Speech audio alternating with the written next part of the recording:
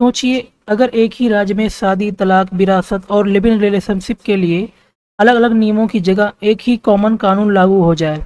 जी हाँ, राजस्थान ने इसी दिशा में एक बड़ा कदम उठाया है। राजस्थान कैबिनेट ने यूनिफॉर्म सिविल कोड यानी यूसीसी बिल 2026 को मंजूरी दे दी है। लेकिन सवाल सिर्फ इतना नहीं है कि ये कानून क्या बदलेगा। बड़ा सवाल ये है, क्या यूसीसी सिर्फ एक नया कानून है या फिर इसका असर भारत की राजनीति, समाज और राज्यों के अधिकारों पर भी पड़ सकता है। यूनिफॉर्म सिविल कोड यानी यूसीसी का मतलब है ऐसा कानून जिसमें शादी, तलाक, गुजारा भत्ता, संपत्ति के बंटवारे और लिव इन रिलेशनशिप जैसे मामलों के लिए सभी के लिए एक जैसे नियम हों। अभी भारत में इन मामलों से जुड़े कुछ नियम अलग अलग धर्मों के लिए पर्सनल लॉ के तहत लागू होते हैं।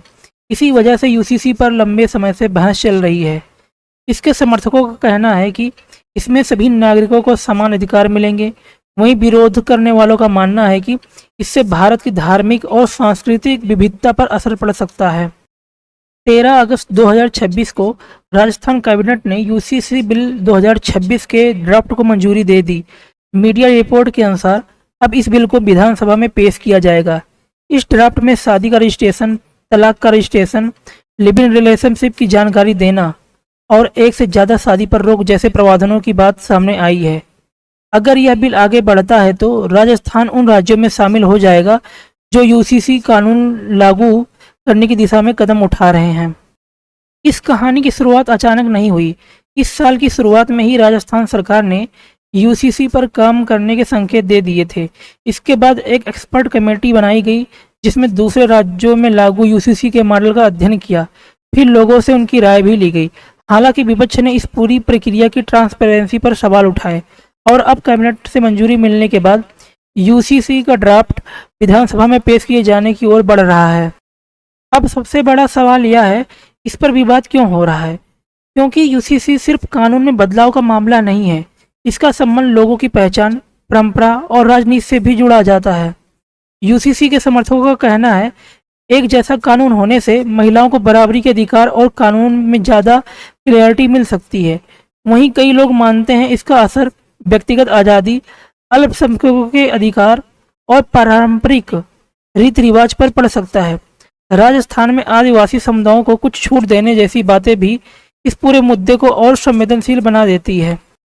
अगर यह बिल आखिरकार कानून बन जाता है तो इसका असर कपल्स, फैमिली, सरकारी दफ्तरों, कोर्ट और सरकारी रिकॉर्ड पर सीधे पड़ सकता है। शादी का रजिस्ट्रेशन ज़्यादा जरूरी और फॉर्मल हो सकता है। लिव इन रिलेशनशिप में रहने वाले कपल्स को भी सरकार को भी इसकी जानकारी देनी पड़ सकती है। वहीं संपत्ति के बंटवारे और तलाक जैसे मामलों में सभी के लिए एक जैसे नियम लागू हो सकते हैं। राजनीतिक तौर पर भी यह कदम काफ़ी अहम है।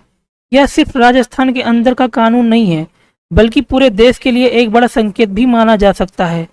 बीजेपी शासित राज्यों में यूसीसी को लेकर बढ़ती चर्चा से लगता है कि आने वाले समय में दूसरे राज्य भी इस दिशा में कदम उठा सकते हैं।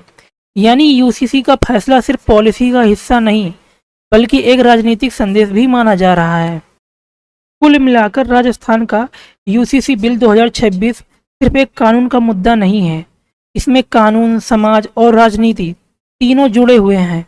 अब सबसे ज़्यादा नज़र इस बात पर होगी कि विधानसभा में बिल का फाइनल ड्राफ्ट कैसे आता है, किन नियमों में बदलाव होता है और विपक्ष इसका क्या जवाब देता है।